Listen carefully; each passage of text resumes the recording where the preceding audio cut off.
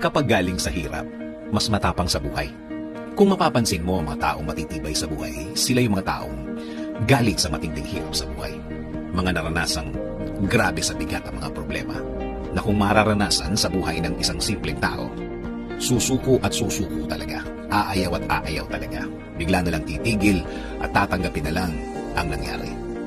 Pero, ang mga taong nag-decide na dumiretso lang sa buhay, sila yung matitibay na. Sila yung na-shape ang pagkatao dahil sa tindi ng hirap ng buhay o kaya sa tindi ng hirap ng sitwasyon. Talagang ang mga darating sa buhay nila sa future ay parang wala na lang.